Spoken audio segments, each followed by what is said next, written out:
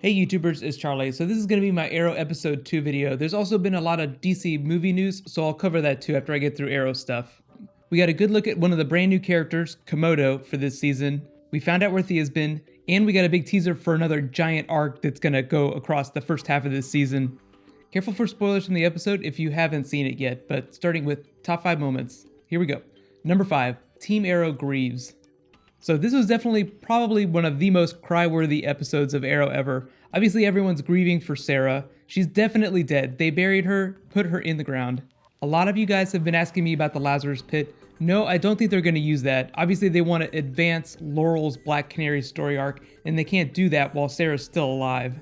I think the speed with which they killed Sarah tells you about how fast they want to advance that Laurel storyline. Obviously, at the end of the episode, she was staring at the jacket.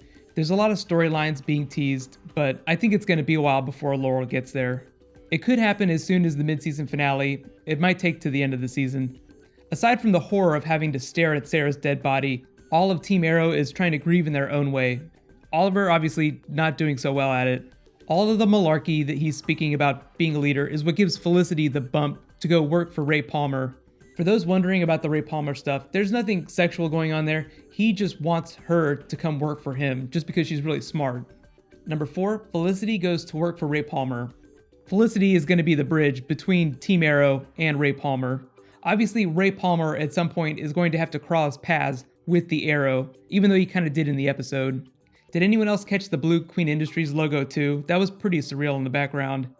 The other really interesting thing about Ray Palmer that's only been teased in his character description is that he's hiding, some sort of loss that he's suffered that he hasn't told anyone about. I think his wife died under unfortunate circumstances, and just like Malcolm Merlyn turned to the League of Assassins, Ray Palmer is going to turn to fighting crime to try and turn it into something positive. Ray Palmer just happens to be a tech genius billionaire, so hopefully at some point we'll get to see him kick some butt.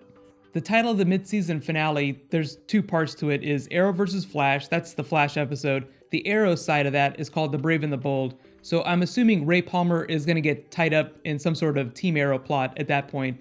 Whether or not he learns Oliver's secret identity before that remains to be seen. Number 3, Laurel wants to fight back. So this is all very clearly part of her arc to becoming Black Canary.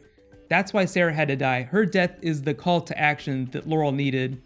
And during that burial scene, obviously Diggle said that they would name the baby Sarah to honor her memory, but Laurel will probably take on the mantle of Black Canary to honor her memory as well. I thought that was a big Easter egg. No one will remember her name, so I'm going to honor her by taking on the mantle. Something you guys should get really excited about though is Laurel in training. Obviously we saw Thea training at the end of the episode. The same kind of thing is going to happen with Laurel. Don't know exactly how it's going to go down, but we do know that Wildcat is going to be part of Team Arrow at some point. At least he's going to be on the show having scenes with Laurel, so they're probably going to be doing some training. We only saw him briefly in that first episode fighting in the boxing ring. It was, Team Wildcat. So we'll see how he and Laurel end up crossing paths eventually. But in the comics, Wildcat is very famous for having trained several of the big Justice League A-listers how to fight, at least the human ones. And no, I do not think he's going to be wearing the classic Wildcat costume. I am really happy to see Katie Cassidy get this big story arc. I wasn't a huge fan of her in season 2. I think that was kind of the point though. Like, she had to hit rock bottom before she could work her way back up to the top. But if you look at Katie Cassidy, she actually has like some serious guns on her right now. Like, it's crazy how much she's been working out. I think in terms of filming, they're past episode 10, or they're filming episode 10 right about now. So she's just going to get bigger and bigger until they get to the finale. Oliver doesn't really look like he has the mental capacity to handle training someone right now, so I think that's why Laurel is going to turn to Wildcat for training. We also can't forget about her pulling the trigger on that gun. She actually tried to shoot Komodo. She tried to kill him. Of all the big moments, I would say that was one of the bigger WTFs, was her pulling the trigger. She would have been a murderer had Oliver not had the foresight to take the bullets out of the gun. Number 2, meet Komodo. He's being played by Matt Ward, but in the comics, he's an enemy of Oliver Queen's. Obviously the show is doing something a little bit different with him. He seems a little bit more ambiguous, like he's a hired assassin. He's just not like straight up trying to kill Team Arrow. Somebody hired him to kill people that are behind the Star City development. That's Ray Palmer's big plan to revitalize the city. Aside from Malcolm Merlyn, there are only a couple other people on the show that we know about, a couple of bad characters that might want to derail that big development. One is obviously Vertigo, because he's pushing drugs all over the city. The other is Ra's al Ghul. We don't really know what the character is going to be doing on the show yet, so it's a little early to start throwing him into the mix. Komodo, for now, obviously is not dead, but he will show up again this season. But just to be clear, I do not think that he's working for Malcolm Merlyn. And my number one moment, Team Arrow buries Sarah's body. This is like the moment of eulogy. Obviously, Oliver made a big deal about not grieving earlier in the episode. He is grieving now. Like, that's especially what the last moments of the episode were about, when he was getting ready to contact Thea. And he even said it himself, I don't want to die down here. I'll be really interested to see how he tries to dig himself out of that emotional hole. Obviously, he's turning to Thea first, but because of her story arc this season, that's obviously going to be causing some big problems for him. That's actually the title of the next episode, Corto Maltese. He and Roy are going to be going down there to try and find her. Just like Tommy went to Hong Kong to find Oliver. It was meant to be a serious scene, but it was really fun seeing Colin O'Donnell. He actually appeared at Comic-Con with Stephen Amell. Like, Stephen Amell was doing a regular old Comic-Con panel just by himself. Colin O'Donnell happened to be there and just sat on the panel with him. It was awesome, just a couple of bros, just like old times. The important thing to remember about Sarah's death is that it's not over. Like, obviously there are going to be consequences. You know, Oliver is going to visit consequences on whoever did this to her. He's going to find out who that is. Sarah also had other people in her life that are going to want some justice, namely Nyssa Al Ghul. Oliver specifically invoked the League of Assassins during the episode. He said Sarah had been trained by some of the best killers in the world, obviously talking about the League. I don't know that it'll be next week's episode, but eventually Nyssa Al Ghul will be back on the show, and obviously Ra's al Ghul will come too. The real big question now is who killed Sarah and why. I think it was probably somebody inside the League of Assassins, but I don't think it was Ra's al Ghul himself, and I don't think it was Nyssa Al Ghul.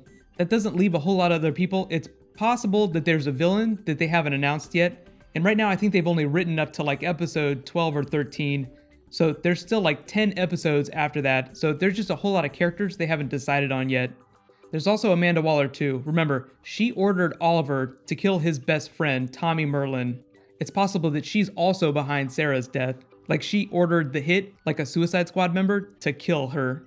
But let me know, what was your favorite moment from the episode, and who do you think killed Sarah? Overall, I gave the episode a solid B+, just for doing such a great job of mourning a dead character. They really do go out on a limb when they do episodes like this that are big downers. I mean, it's a very depressing episode, very depressing subject. They're so good at doing action, sometimes you forget that they're really good with drama too. That's why I'm so excited about the Thea storyline. I feel like she's going to bring drama to the show in a way that we haven't seen before. It's just going to make things much more personal between Oliver and Malcolm. Tommy was like Oliver's brother, but Thea very literally is his sister, so it's a family affair between the three of them now.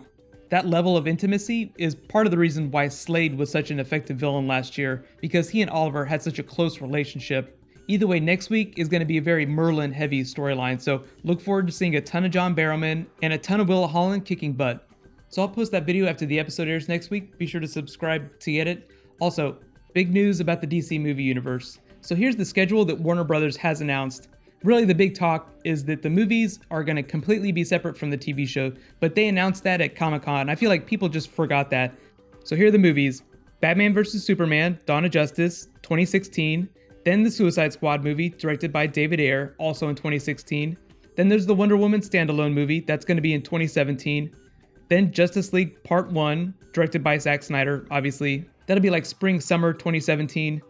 Then there's a Flash standalone movie starring Ezra Miller in 2018. That caused a little bit of controversy this morning just because, you know, the Grant Gustin Flash show just started and everyone loves him. So there's a little bit of drama because Ezra Miller is also playing the Barry Allen Flash. And people feel like it's a bit of a missed opportunity. They could have done like an African-American Wally West and not stepped on the toes of the TV show. So then we have Aquaman starring Jason Momoa, and that's also in 2018, later in 2018. I feel like that's the worst kept secret ever. Like, anyone with a pulse probably knew that Jason Momoa was going to be Aquaman. Then there's the Shazam movie in 2019. Obviously, now we know that The Rock is going to be playing Black Adam. Then later in 2019, there's Justice League Part 2. I don't know how you guys feel about them splitting movies into two parts. I'll explain why that's happening in a second. But then after that is Cyborg, that's Ray Fisher in 2020. Then Green Lantern later in 2020. A lot of this got announced during Comic-Con, they just didn't confirm the dates. Just to answer the two-part Justice League WTF stuff, the reason they're probably splitting it into two parts is because they want to spend those first 2 hours putting the team together. In the second two, defeating whatever the big villain is. There is a little bit of news on the Suicide Squad movie too. They're considering Tom Hardy for one of the roles. I know a lot of you asked about Manu Bennett being in it, like the TV show version of the Suicide Squad. Obviously, the film people don't care about any of the TV show people. Like, there's no way Stephen Amell is going to get a cameo in Justice League. And obviously, Grant Gustin, totally not going to be in that Flash movie. It is a bit of a bummer that they're not doing all the crossover stuff, but honestly, I don't think it's going to be terrible. It'll just require a little bit of explaining. Right now, click here for my Flash Episode 2 video, and click here for my Arrow Episode 1 video.